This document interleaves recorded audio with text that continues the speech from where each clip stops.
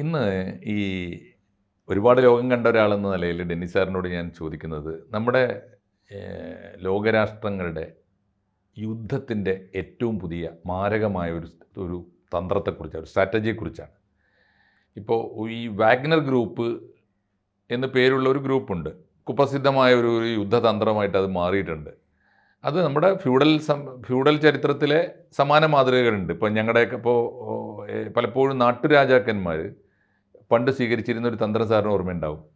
ഈ നികുതി പിരിക്കാൻ ഒരു കൊട്ടേഷൻ സംഘത്തെ ഏൽപ്പിക്കും. അതിൻ്റെ പേരിലൊക്കെ വലിയ യുദ്ധങ്ങൾ ഉണ്ടായിട്ടുണ്ട് നമ്മുടെ നാട്ടുരാജാക്കന്മാരുടെ ചരിത്രത്തിൽ. നികുതി പിരിക്കാൻ പട്ടാളത്തിനെയും ഉദ്യോഗസ്ഥന്മാരെയും ഒക്കെ നിയമിക്കുന്നതിന് പകരം ഒരു കൊട്ടേഷൻ 3-4 പേര് ചേർന്ന് ഒരു സംഘത്തെ ഏൽപ്പിക്കും. അവർക്ക് കൊടുക്കുന്ന ഒരു ഫ്രീ ഹാൻഡാണ്. അവർ ഗ്രാമങ്ങളിൽ പോയി പാവപ്പെട്ടവരെ എങ്ങനെ വേണമെങ്കിലും ഉപദ്രവിച്ചോ, എന്ത് ക്രിമിനൽ കുറ്റം വേണമെങ്കിൽ ചെയ്തോ, നിന്നോട് ഞാൻ ചോദിക്കില്ല. ഞാനല്ലേ ചോദിക്കേണ്ടത്, നാടുവഴി. അതുകൊണ്ട് നിന്നോട് ഞാൻ ചോദിക്കില്ല.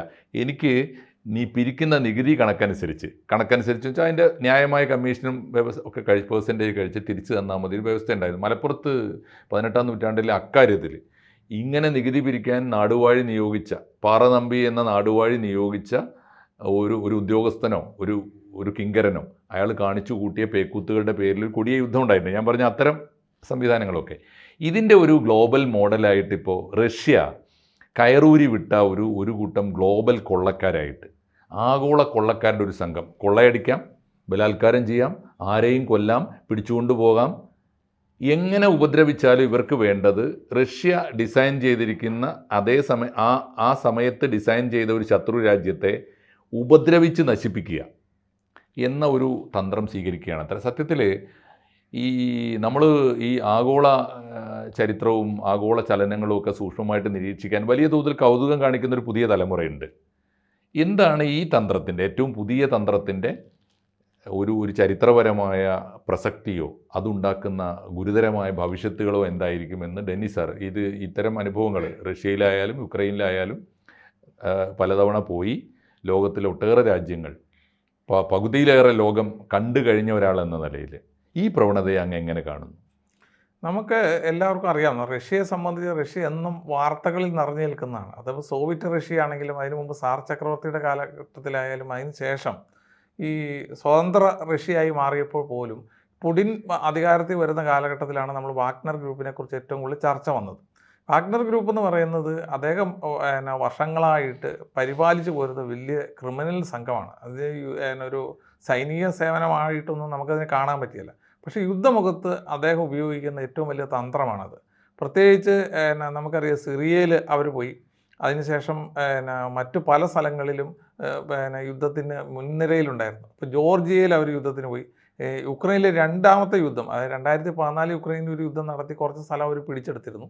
അതിനുശേഷം രണ്ടാമത്തെ യുദ്ധം. പിന്നെ ആഫ്രിക്കയിൽ പല സ്ഥലങ്ങളിലും, അതായത് ആഫ്രിക്കയിൽ പോകുന്നതെന്ന് പറഞ്ഞു കഴിഞ്ഞാൽ മാഷ് സൂചിപ്പിച്ച പല കൊട്ടേഷനാണ്. ഇപ്പോൾ സുഡാനിലാണെങ്കിൽ RSFനെ സപ്പോർട്ട് ചെയ്യാൻ വേണ്ടിയിട്ട് അവിടുത്തെ സ്വർണം കടത്തിക്കൊണ്ട് വരാനുള്ളൊരു മാർഗമായിട്ട്, പിന്നെ അതുപോലെ തന്നെ മാലിയിലും ലിബിയയിലും എല്ലാം അവർ ഓപ്പറേറ്റ് ചെയ്തിട്ടുണ്ട്. അപ്പോൾ അതിനെല്ലാം കാരണം എന്ന് പറഞ്ഞു കഴിഞ്ഞാൽ യുദ്ധതന്ത്രത്തിൻ്റെ ഒരു പാർട്ടായിട്ട് ഇവരെ എല്ലാ സമയത്തും ഇവരെ മോസ്കോയിൽ നിന്ന് വളരെ അകലേക്ക് പറഞ്ഞു വിടുകയാണ്. ഇപ്പം ഞാൻ മനസ്സിലാക്കിയത് എൻ്റെ ഒരു നിരീക്ഷണത്തിൽ നമ്മൾ കാണുന്നത് എന്താണെന്ന് ചോദിച്ചു കഴിഞ്ഞാൽ, ഇത് റഷ്യയിൽ മോസ്കോയിൽ വന്നു കഴിഞ്ഞാൽ, ഇപ്പം ഒരിക്കൽ ഉക്രൈൻ യുദ്ധത്തിൻ്റെ ഇടയ്ക്ക് പോലും ഇതിൻ്റെ തലവനടക്കം റഷ്യ വന്ന് ഒരു പ്രശ്നം ഉണ്ടാക്കി തിരിച്ച് അദ്ദേഹം പോകുമ്പോൾ അയാൾ ഫ്ലൈറ്റ് തകർന്ന തലവൻ മരിക്കുക ചെയ്തു.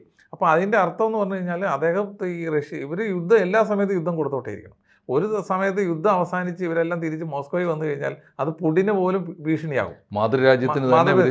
പിന്നെ നമുക്ക് ഉക്രൈൻ യുദ്ധത്തിലൊക്കെ നമ്മൾ കണ്ടതാണ്, ഇവർ കയറി ആ ഒരു രാജ്യത്തിൻ്റെ ഒരു വലിയ ഭാഗം അവർ കയറി കൊള്ളയടിക്കുകയാണ്. അതായത് റഷ്യയുടെ സപ്പോർട്ട്, അതായത് അവർ മിസൈലും കാര്യങ്ങളൊക്കെ ഉപയോഗിച്ച് സപ്പോർട്ട് ചെയ്ത് ഉക്രൈൻ സേനയെ അവിടെ നിന്ന് മാറ്റി ഇവരവിടെ കയറുകയാണ്, അത് പിടിച്ചെടുക്കുമ്പോൾ അവിടെ ധാരാളം സ്വത്തുക്കളുണ്ട്. അവിടെ കടകളും വീടുകളും കൊള്ളയടിക്കുക, അവിടെ സ്ത്രീകളെയും കുട്ടികളെ ഉപദ്രവിക്കുക, ആരെ വേണമെങ്കിലും കൊല്ലാം. അവിടുത്തെ ആൾക്കാരെല്ലാം മരിച്ചു. അപ്പോൾ കഴിഞ്ഞ 2 ആഴ്ചക്കുള്ളിൽ തന്നെ 25,000 പേരോളമാണ് മരിച്ചു വീണെന്നാണ് പറയുന്നത് ഈ യുക്രൈൻ റഷ്യൻ യുദ്ധത്തിൽ. അപ്പോൾ അത് ഇപ്പം നമുക്കറിയാം, ഇപ്പം മാധ്യമങ്ങളിലൊക്കെ ഇതൊക്കെ വളരെ കുറവാണ് വരുന്നത്. യുദ്ധത്തിൽ ഈ കാഷ്വാലിറ്റിയും കാര്യങ്ങളും 25,000 പേരെന്ന് പറഞ്ഞാൽ 2-3 ആഴ്ചക്കുള്ളിൽ സംഭവിക്കാവുന്നത് ചെറിയ നമ്പറല്ലല്ലോ. അപ്പോൾ അതിങ്ങനെ നിരന്തരം ചെയ്യുകയാണ്. ഇതിന് വളം വെച്ചുകൊണ്ട് നമുക്ക് കഴിഞ്ഞ ദിവസങ്ങളിലൊക്കെ, അല്ലെങ്കിൽ കഴിഞ്ഞ ഒരു വർഷത്തിനുള്ളിൽ തന്നെ നമ്മൾ പത്രങ്ങളിലൂടെ കാണാം, നമ്മുടെ മലയാളികൾ പോലും ഈ സേനയിൽ പോയി പങ്കെടുത്തെന്നാണ് പറയുന്നത്. എന്നിട്ട് തിരിച്ചു പോകുന്നവരും അവിടെ മരണപ്പെട്ടവരും ഒക്കെ ഉണ്ട്. നമുക്ക് വാർത്തകളിൽ വായിച്ചതാണ്. അപ്പോൾ ഇതൊരു ഈ ലോകത്തെ ഒരു ആഗോള തലത്തിൽ നോക്കുകയാണെങ്കിൽ ലോകത്തിലെ ഏറ്റവും വലിയൊരു കൊള്ള സംഘമായിട്ട് മാറിയിരിക്കുകയാണ്. ഈ കൊള്ള സംഘത്തിന് എപ്പോഴും ലൈസൻസ് കൊടുത്ത് ഓരോ സ്ഥലങ്ങളിൽ ഉപയോഗിക്കുകയാണ്. അപ്പോൾ ഉക്രൈനിലെ യുദ്ധം നമ്മൾ അവസാനിക്കുന്ന ഒരു പ്രതീക്ഷയിലാണ് ഉള്ളത്. ഇത് യുദ്ധം അവസാനിപ്പിച്ചാൽ അടുത്തൊരു രംഗത്തേക്ക് നീങ്ങാനുള്ള ഒരു തയ്യാറെടുപ്പിലാണ് ഇവരെന്ന് നമുക്ക് മനസ്സിലാക്കേണ്ടത്. അപ്പോൾ ഇത് റഷ്യൻ പട്ടാളത്തിൻ്റെ ഔദ്യോഗിക വിഭാഗമാണോ അതോ ഒരു സബ് പാർട്ടാണോ? ഇവർക്ക് ഈ മിലിറ്ററി കാർഡ് കാണുമോ? എങ്ങനെയാണ് അതിൻ്റെ ഒരു ഘടന എങ്ങനെയാണ്? അത് നമ്മളിപ്പോൾ സുഡാനിലെ വിഷയം ചർച്ച ചെയ്യുമ്പോൾ അവിടെ SAFും RSFും പോലെയാണ്. ഇത് സപ്പോർട്ടിംഗ് ഫോഴ്സ് ആയിട്ടാണ്, പാരാമിലിറ്ററി ആയിട്ടാണ് അവർ ഉപയോഗിക്കുന്നത്. ശരിക്കും പറഞ്ഞാൽ ഒരു ഭീകരവാദികളുടെ ഗ്രൂപ്പാണ്. അതുകൊണ്ട് പുടിനെ സംബന്ധിച്ച് ഒരിക്കലും യുദ്ധം അവസാനിക്കില്ല. ലോകത്ത് യുദ്ധം അവസാനിച്ചാൽ അല്ലെങ്കിൽ ലോകത്തെ പ്രശ്നങ്ങൾ അവസാനിച്ചാൽ ഇവരെല്ലാം റഷ്യയിലേക്ക് വരും. എപ്പോൾ എന്തായാലും ഒരു 3-4 ലോക മഹായുദ്ധത്തിലേക്ക് വരുമെന്നൊക്കെയാണ് ഇപ്പോൾ പല വാർത്താ മാധ്യമങ്ങളും റിപ്പോർട്ട് ചെയ്യുന്നത്. പക്ഷേ അത് വരുമോ എന്നുള്ളതല്ല. പക്ഷേ അത് വരാതിരിക്കാൻ വേണ്ടി ട്രംപ് വളരെയധികം മുൻകരുതൽ എടുക്കുന്നുണ്ട്. കാരണം ഒരു 3-4 ലോക മഹായുദ്ധം വന്നു കഴിഞ്ഞാൽ ഏറ്റവും കൂടുതൽ ക്ഷീണം വരുന്നത് അമേരിക്കയ്ക്കാണ്. കാരണം അമേരിക്കയെ സംബന്ധിച്ച് അവരുടെ വിപണിയിലാണ് അത് ഏറ്റവും കൂടുതൽ റിഫ്ലക്റ്റ് ചെയ്യുന്നത്. അതെ സാർ, ഇയാൾ അത് ഇങ്ങനെ വരുമ്പോൾ ഈ വാഗ്നർ ഇയാളുടെ ഒരു KGB ബുദ്ധിയാണോ? ഇയാൾ KGB പ്രോഡക്റ്റ് ആണല്ലോ. അതെ പുടിൻ. അതെ തീർച്ചയായും അയാളുടെ KGB ബുദ്ധിയാണോ? പക്ഷേ സോവിയറ്റ് യൂണിയൻ്റെ കാലത്ത് നേർക്കുനേരെയുള്ള യുദ്ധമല്ലാതെ തീർച്ചയായിട്ടും അത്തരം അധിനിവേശങ്ങൾ യുഗോസ്ലോവിയയിൽ പോയിട്ടുണ്ട്. സോവിയറ്റ് യൂണിയനുള്ള കാലത്ത് അഫ്ഗാനിസ്ഥാനെ ആക്രമിച്ച് കീഴടക്കി ഒക്കെ ഉണ്ടായിട്ടുണ്ട്. പക്ഷേ ഇങ്ങനൊരു ഏർപ്പാടുണ്ടല്ലോ, ഈ മനുഷ്യവിരുദ്ധമായ ഒരു കാട്ടുകൊള്ളക്കാരുടെ ഒരു സംഘത്തെ ലോകം കൊള്ളയടിക്കാൻ പരിശീലിപ്പിച്ച് വിടുന്ന ഒരു ഏർപ്പാട് റഷ്യക്ക് പണ്ടുണ്ടായിരുന്നില്ലല്ലോ. എപ്പോൾ തുടങ്ങിയതാണ്? ചെലവ് ചുരുങ്ങി സംവിധാനത്തിലൂടെ അവർക്കൊരു ആവേശം വേണമല്ലോ. ഇത് ജീവൻ മരണ പോരാട്ടമാണല്ലോ. അവരെ സംബന്ധിച്ച് ഒരു സ്ഥലത്ത് യുദ്ധം ചെയ്യാൻ പോയി കഴിഞ്ഞാൽ ശമ്പളം ഇല്ലേ അവർക്ക്? ശമ്പളം ബോണസ് ആണോ? തുച്ഛമായ ശമ്പളത്തിൽ വലിയ കാര്യമായ ശമ്പളം ബാക്കിയൊക്കെ അവർ കിട്ടുന്നത് എടുക്കുക എന്നുള്ളതാണ്. അപ്പോൾ അത് ഇപ്പോൾ യുക്രൈൻ യുദ്ധം അവസാനിപ്പിക്കാൻ വേണ്ടി വളരെ സീരിയസ് ആയിട്ട് മൂവ്മെൻറ്റ്സ് ആണ് ട്രംപ് കൈക്കൊള്ളുന്നത്. കാരണം ഡോൺബാസ് വിട്ടുകൊടുത്തിട്ടായാലും അല്ലെങ്കിൽ മറ്റു മേഖലകൾ വിട്ടുകൊടുത്തിട്ടായാലും യുദ്ധം അവസാനിപ്പിക്കുന്ന കർശനമായ നിർദ്ദേശമാണ് ഇന്നലെയും അതിന് 2 ദിവസങ്ങൾക്ക് മുമ്പെല്ലാം ട്രംപ് നിർദ്ദേശിക്കുന്നത്. അപ്പോൾ അതിന് ഒരു പരിധി വരെ ആയിരിക്കും. പക്ഷേ നാറ്റോയുടെ തലവൻ, ഇതിനകത്ത് ഏറ്റവും ശ്രദ്ധിക്കപ്പെടുന്നത് നാറ്റോയുടെ തലവൻ കഴിഞ്ഞ ദിവസം 3 ദിവസം മുമ്പാന്ന് തോന്നുന്നു ഒരു പ്രധാനപ്പെട്ട മെസ്സേജ് എല്ലാവർക്കും കൊടുത്തു. അവർ ഓൺലൈനിൽ പ്രധാനപ്പെട്ട രാജ്യങ്ങൾ തമ്മിൽ ഒരു ഓൺലൈൻ മീറ്റിംഗ് നടത്തി അവർ പ്രത്യേകിച്ച് പറഞ്ഞ കാര്യം എന്ന് പറഞ്ഞാൽ നമ്മൾ 3-ാം ലോകമായതിന് ഒരുങ്ങി നിൽക്കണം, നമ്മുടെ ആയുധശേഷി വർദ്ധിപ്പിക്കണം. അതായത് ബ്രിട്ടനോടും ഫ്രാൻസിനോടും ജർമ്മനിയോടും ഒക്കെ ആയുധശേഷിയും ആയുധ പരിശീലനവും പട്ടാളക്കാരുടെ എണ്ണവും വർദ്ധിപ്പിക്കണമെന്നാണ് ആവശ്യപ്പെട്ടത്. അതൊന്നുമല്ല, ഇപ്പം യുക്രൈൻ അവസാനിച്ചു കഴിഞ്ഞാൽ അടുത്ത ലക്ഷ്യം ഒന്നെങ്കിൽ ജോർജിയ, അല്ലെങ്കിൽ പോളണ്ട്, അല്ലെങ്കിൽ ലിത്വാനിയ. നേരത്തെ തൊട്ട് ഒരു നാച്ചുറൽ ഗ്യാസിന് ഇടനാഴി എസ്റ്റോണിയ വഴി ലിത്വാനിയൻ ലാറ്റ്വിയ വഴി എടുക്കണമെന്നൊരു വലിയ ആഗ്രഹം ഉണ്ടായിരുന്നു. നമുക്കറിയാം ലിത്വാനിയയും എസ്റ്റോണിയയും ലാറ്റ്വിയ എല്ലാം പഴയ റഷ്യൻ USSRന്റെ പാർട്ടായിരുന്നു. അപ്പോൾ ഇവരുടെ പ്രശ്നം എന്ന് വെച്ചാൽ ബെലാറസിൽ നിന്ന് ബലൂണുകൾ, അതായത് ആദ്യം ഓർത്തത് അവിടുന്ന് കള്ളക്കടത്ത് നടത്താറുണ്ട്. കാരണം ഇവിടെ സിഗരറ്റിന് വില കുറവും അവിടെ സിഗരറ്റിന് നികുതി കൂടുതലുള്ള കൊണ്ട് കള്ളക്കടത്തുകളാണ്.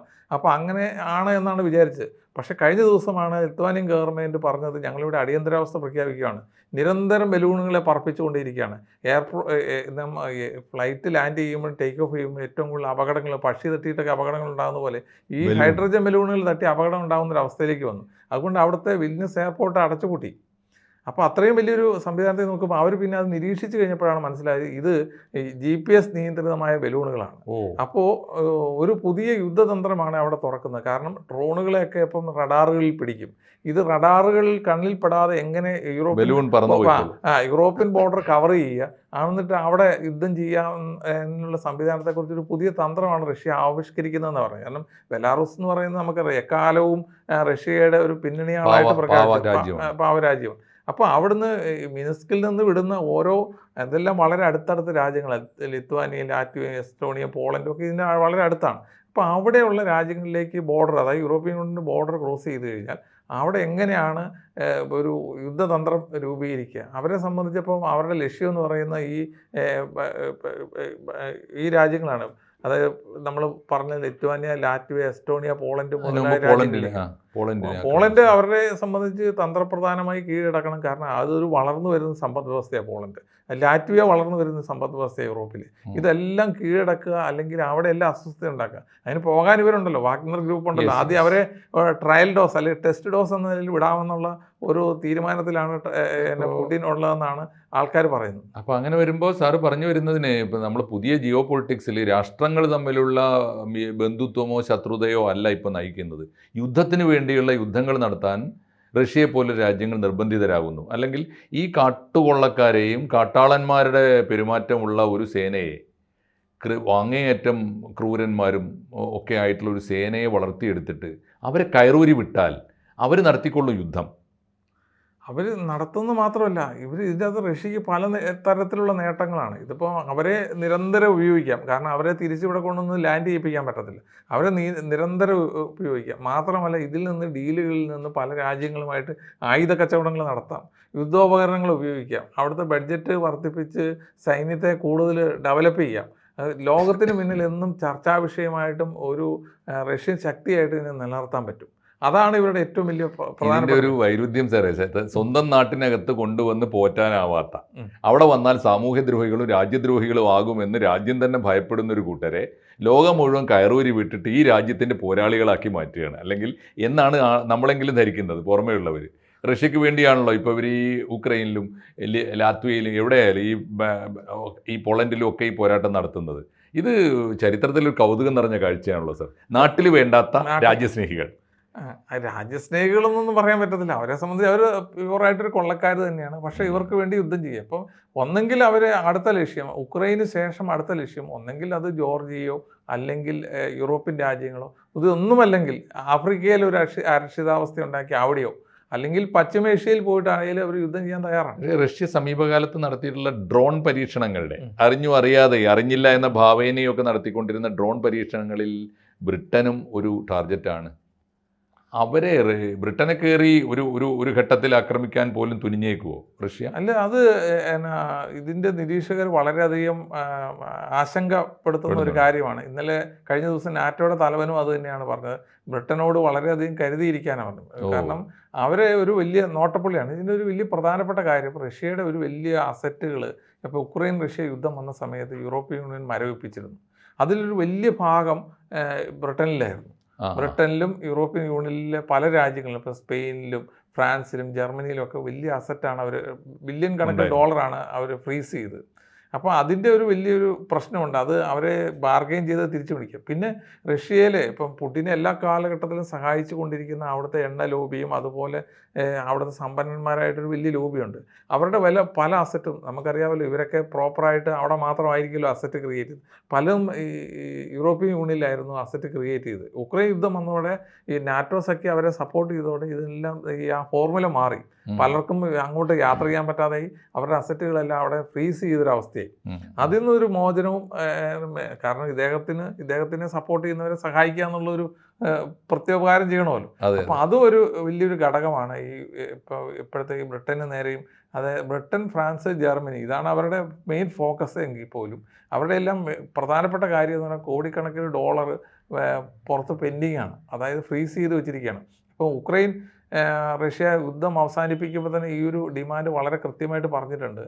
ഞങ്ങളുടെ ഫ്രീസ് ചെയ്ത് വെച്ച പണം റിലീസ് ചെയ്യണം. അപ്പം ഉക്രൈൻ പറയുന്നത് അതിൻ്റെ അകത്ത് നിന്ന് ഇത്ര ബില്യൺ ഡോളർ ഞങ്ങൾക്ക് വേണം, യുദ്ധ നഷ്ടപരിഹാരമായി ഞങ്ങൾക്ക് വേണമെന്നുള്ള ഒരു കണ്ടീഷനിലാണ് ഇപ്പം സെലൻസ്കി ഏറ്റവും കൂടുതൽ ഇമ്പോർട്ടൻസ് കൊടുക്കുന്നത്. അല്ലാതെ ഡോൺബാസോ അല്ലെങ്കിൽ ബാക്കിയുള്ള ഏരിയയോ കൊടുക്കുന്നതിനേക്കാളും കൂടുതൽ ഡിമാൻഡ് വെക്കുന്നത്. കാരണം ആ രാജ്യം പുനർനിർമ്മിക്കണ്ടേ, അതിന് വേറെ ആരും സഹായിക്കാനില്ലല്ലോ. രണ്ടുപേരും കൊള്ളയടിച്ചിട്ട് പോകുമ്പം കുറച്ച് പണമെങ്കിലും ഞങ്ങൾക്ക് തന്നു കഴിഞ്ഞാലേ ഞങ്ങൾക്ക് ഇത് മുന്നോട്ട് പോകാൻ പറ്റുമോ എന്നുള്ള രീതിയിലാണ് സെലൻസ്കിയുടെ ഒരു വലിയ ഡിമാൻഡ്. അതിലൊരു തീരുമാനമായാൽ, അതായത് റഷ്യയുടെ മരവിപ്പിച്ച് വെച്ചിരിക്കുന്ന സ്വത്തുക്കളിൽ നിന്ന് കുറച്ച് ഇവർക്ക് വിട്ടുകൊടുക്കുകയാണെങ്കിൽ ഇവർ യുദ്ധം അവസാനിപ്പിക്കാമെന്നുള്ളൊരു വലിയ ഫോർമുലയിലേക്കാണ് ഇപ്പോൾ സെലൻസ്കി നീങ്ങിക്കൊണ്ടിരിക്കുന്നത്. അങ്ങനെയാണെങ്കിൽ എന്തായാലും ഇപ്പോൾ യുദ്ധം അവസാനിപ്പിക്കാനുള്ള നീക്കം അമേരിക്കൻ ഫോർമുല മുന്നോട്ട് പോകുന്നുണ്ട്. ഇപ്പോൾ ഇന്നത്തെ ദേശീയ മാധ്യമങ്ങളിലെ പ്രധാനപ്പെട്ട വാർത്ത, ഉക്രൈൻ്റെ ഏറ്റവും പ്രധാനപ്പെട്ട ഡിമാൻഡ്, ബാക്കി ഡിമാൻഡുകളൊക്കെ റഷ്യയുടെ അംഗീകരിച്ചിട്ട് ഉക്രൈൻ്റെ ഡിമാൻഡ് എന്താണ്? യൂറോപ്യൻ യൂണിയനിലെ ഈ 27 രാജ്യങ്ങളുടെ കൂടെ ഉക്രൈനും കൂടി ചേർക്കണം എന്നാണല്ലോ. ആ ഡിമാൻഡ് 2027 2027 മാത്രമേ, കാരണം ഇത് അംഗീകാരം കിട്ടി ഓരോ രാജ്യങ്ങളുടെ 27 രാജ്യങ്ങളുടെ അംഗീകാരം വാങ്ങണമല്ലോ, അതിനൊരു ചെറിയ സമയം അനുവദിക്കണം എന്ന് പറഞ്ഞുകൊണ്ട് അമേരിക്കൻ വിദേശകാര്യ വകുപ്പിൻ്റെ എക്സ്പ്ലനേഷൻ, സ്റ്റേറ്റ് സെക്രട്ടറിയുടെ എക്സ്പ്ലനേഷൻ ഇന്ന് വന്നിട്ടുണ്ട്. അപ്പോൾ ഉക്രൈന് യൂറോപ്യൻ യൂണിയൻ്റെ അംഗത്വം പ്രതീക്ഷിക്കാമെന്നാണോ? എനിക്കൊരിക്കലും അത് പ്രതീക്ഷിക്കാമെന്ന് വിചാരിക്കുന്നില്ല. കാരണം വളരെ വ്യക്തമായി റഷ്യയുടെ ഡിമാൻഡാണ്. ഇപ്പോൾ തൽക്കാലം യുദ്ധം അവസാനിപ്പിക്കുന്നതിന് വേണ്ടി മാത്രമായ ഒരു തന്ത്രമായിട്ട് മാത്രമാണ് യൂറോപ്യൻ യൂണിയനും നാറ്റോയുടെ അംഗത്വമൊക്കെ പറയുന്നത്. പക്ഷേ ഇതൊന്നും ഒരിക്കലും ഭാവിയിൽ നടക്കാൻ പോകുന്ന ഒരു കാര്യമായിട്ട് നമ്മൾ വിചാരിക്കുന്നില്ല. കാരണം ഇതെല്ലാം വന്നു കഴിഞ്ഞാൽ അതൊരു ഭീമമായ സാമ്പത്തിക ബാധ്യത കൂടിയും ഇനി ഉക്രൈൻ ഇതിൻ്റെ ഭാഗമാകേണ്ടതുണ്ട്. കാരണം യൂറോപ്യൻ യൂണിയൻ ചേരണമെങ്കിൽ യൂറോപ്യൻ യൂണിയൻ്റെ എല്ലാ നിബന്ധനകളിലും ഒരു എലിജിബിലിറ്റി ക്രൈറ്റീരിയ ഉണ്ട്, അതിലേക്ക് അവരെത്തണം. അപ്പോൾ അതിങ്ങനെ പറഞ്ഞപ്പോൾ 2027 എന്നുള്ളത് 2029 നീട്ടിക്കൊണ്ട് പോകാം.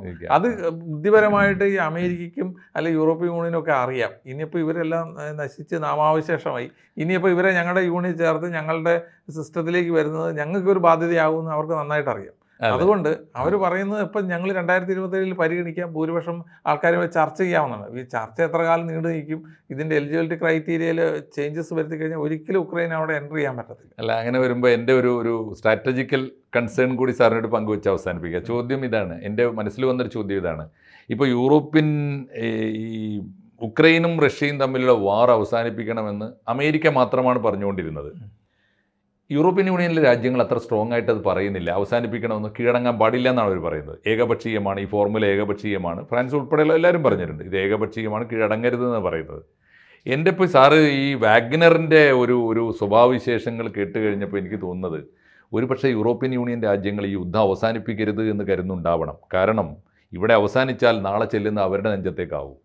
ഈ യൂറോപ്യൻ യൂണിയൻ രാജ്യങ്ങൾ ഏതെങ്കിലും ഒന്നിൻ്റെ, ഇപ്പോൾ സാറ് പറഞ്ഞ പോലെ തന്നെ ഇത് പോളണ്ടിന് നേരെ ചെല്ലാം, നാളെ ഈ ബെലാറസിലേക്ക് ചെല്ലാം, ബെലാറസിലേക്ക് മാത്രമല്ല ലിത്വാനിയയിലേക്ക് ചെല്ലാം, ബാൾട്ടിക് രാജ്യങ്ങളിലേക്ക് എവിടെയും ചെല്ലാം, മാത്രമല്ല ഈവൻ ബ്രിട്ടനിലേക്ക് പോലും ചെല്ലാം. അപ്പോൾ അങ്ങനെ വന്നാൽ ഈ വാഗ്നറിനെ കൊണ്ട് പൊറുതി മുട്ടിയിട്ട് പണ്ടാര അവിടെ കിടന്ന് തൊലയട്ടെ, ഞങ്ങളുടെ രാജ്യത്തേക്ക് വരാതിരിക്കട്ടെ, അതുകൊണ്ട് യുക്രൈൻ യുദ്ധം തീരരുത് എന്നിവർ ആഗ്രഹിക്കുന്നുണ്ടാവുമോ?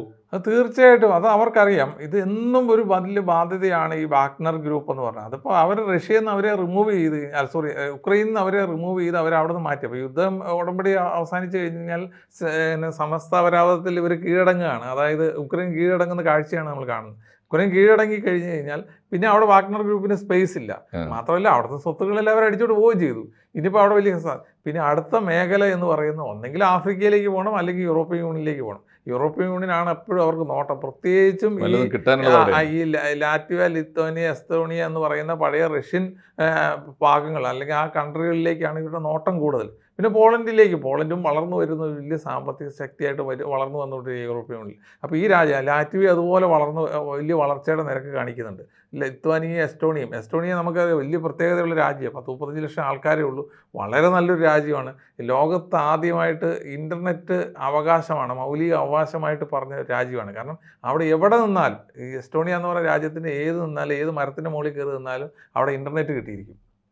അപ്പോൾ അങ്ങനെ വളരെ സന്തോഷകരമായി സമാധാനത്തിൽ ജീവിക്കുന്ന രാജ്യങ്ങളാണ്. പക്ഷെ അവർക്ക് അതിലേക്ക് ഒരു ഇടനാഴി സ്റ്റാർട്ട് ചെയ്യണം. അതൊക്കെ പിടിച്ചടക്കി അതിലൂടെ ഒരു ഊർജ്ജ പ്രതിസന്ധിയൊക്കെ നേരിടാൻ വേണ്ടി യൂറോപ്യൻ യൂണിയനെ സപ്പോർട്ട് ചെയ്യാൻ വേണ്ടി ഒരു ഇടനാഴി സ്റ്റാർട്ട് ചെയ്യണമെന്ന് ആഗ്രഹിക്കുന്നു, അല്ലെങ്കിൽ വ്യാപാരത്തിൻ്റെ ഇടനാഴി സ്റ്റാർട്ട് ചെയ്യണമെന്ന് ആഗ്രഹിക്കുന്ന റഷ്യയാണ്. അതായത് ഉക്രൈനിൽ യുദ്ധം ചെയ്യുന്നതിന് മുമ്പ് തന്നെ അവർ പറഞ്ഞിരുന്നു, ഞങ്ങൾ ലിത്വാനിയ, എസ്റ്റോണിയ വഴി ഞങ്ങൾ കയറും, യൂറോപ്പിലേക്ക് ഒരു ഇടനാഴി സ്റ്റാർട്ട് ചെയ്യുമെന്ന് റഷ്യ നേരത്തെ പറഞ്ഞ കാര്യങ്ങളാണ്. അപ്പോൾ അത് ആണ് യൂറോപ്യൻ യൂണിയൻ കാരണം ഈ ഉക്രൈൻ എങ്ങനെ വേണേലും സൈഡിലാക്കാം. കാരണം ഉക്രൈൻ ഒരിക്കലും യൂറോപ്യൻ യൂണിയനിൽ അംഗമല്ല. മറ്റവരുടെ യുദ്ധം ചെയ്ത് കഴിഞ്ഞാൽ ഇവരുടെ എല്ലാം ബാധ്യതയാണ്. കാരണം നാറ്റോയിലേക്ക് വലിയ ഫണ്ട് കൊടുക്കുന്ന എല്ലാ രാജ്യങ്ങളും ഇവരാണ്. അവരുടെ ഓരോ രാജ്യത്തിന്റെയും GDP-യുടെ പങ്ക് 2% മുതൽ 5% വരെ കൊടുക്കുന്നുണ്ടല്ലോ. അപ്പോൾ തീർച്ചയായിട്ടും ഇവരെ സഹായിക്കേണ്ട ഒരു ചുമതല വരികയാണ് എന്ന് പറഞ്ഞാൽ സാറ് പറഞ്ഞു വരുന്നത് റഷ്യക്ക് ഇപ്പോൾ ഇതിൽ ഏത് രാജ്യത്തെ കയറിയും ആക്രമിക്കാൻ കാരണങ്ങൾ അവരുടെ കയ്യിൽ തന്നെ ഉണ്ട്, പ്ലാൻ ഉണ്ട് അല്ലേ?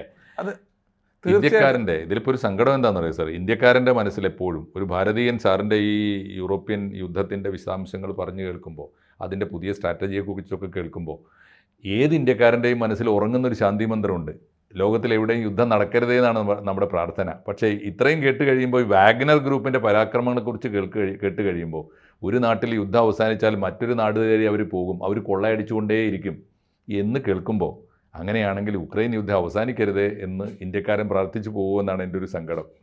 തീർച്ചയായും അങ്ങനെയൊന്നും ഉണ്ടാവാതിരിക്കട്ടെ. ഇതിനൊക്കെ ഒരു അവസാനം ഉണ്ടാകണമെന്നും ലോകത്ത് സമാധാനം പുലരണമെന്നാണ് നമ്മുടെ എല്ലാ ആഗ്രഹവും. അത് തുടർച്ചയായിട്ട് ഇങ്ങനെയുള്ള ചർച്ചകളിലൂടെയും UN-ൻ്റെ ഇടപെടലിലൂടെയും ഇതിന് സമാധാനപ്രിയരായ, ഇപ്പം ഇന്ത്യ എപ്പോഴും ലോകത്ത് സമാധാനത്തിൻ്റെ ശബ്ദമാണ് ഇന്ത്യ എല്ലാ കാലഘട്ടത്തിലും ഉയർത്തിയിരിക്കുന്നത്. ഏത് യുദ്ധം ഉണ്ടായാലും അവിടെ ഒരു സൈഡ് പിടിക്കാതെ മധ്യസ്ഥ നിൽക്കുക, അല്ലെങ്കിൽ നല്ലൊരു സമാധാന സന്ദേശം നൽകുക ചെയ്ത്. ഇപ്പോൾ പശ്ചിമേഷ്യയിലായാലും യുക്രൈനിലായാലും എല്ലാം ഇന്ത്യ രണ്ട് പക്ഷത്തിലും എവിടെയെങ്കിലും ചേർന്നിട്ടില്ല. അപ്പോൾ ആ ഒരു രീതിയിൽ നിലനിൽക്കുന്ന ഇന്ത്യയെ പോലുള്ള രാജ്യങ്ങൾ മുന്നോട്ട് വരികയും അവരുടെ നയതന്ത്ര മികവിലൂടെ ഇങ്ങനത്തെ പ്രശ്നങ്ങൾ പരിഹരിക്കാൻ ഇടവരുത്തുകയും ചെയ്യട്ടെ എന്നാണ് എൻ്റെ തീർച്ചയായിട്ടും ഈ ശാന്തി മന്ത്രം ഉരുവിട്ടുകൊണ്ട് സമാധാനത്തിന് വേണ്ടി പ്രാർത്ഥിക്കുന്ന ഭാരതീയർക്ക് ഒരു ദൈവികമായ സഹായം കൂടി ലഭിക്കും നമുക്ക് പ്രതീക്ഷിക്കാം. യുദ്ധങ്ങൾ അവസാനിച്ച് കാണാനുള്ള യോഗമുണ്ടാകും എന്നുകൂടി കരുതാം, അല്ലേ സർ? ഓക്കെ, തീർച്ചയായിട്ടും. നന്ദി സർ. Thank you. കൂടുതൽ വാർത്തകളും വിശേഷങ്ങളും നിങ്ങളിലേക്ക് എത്താൻ ABC മലയാളം സബ്സ്ക്രൈബ് ചെയ്യുക, ബെൽബട്ടനും അമർത്തുക.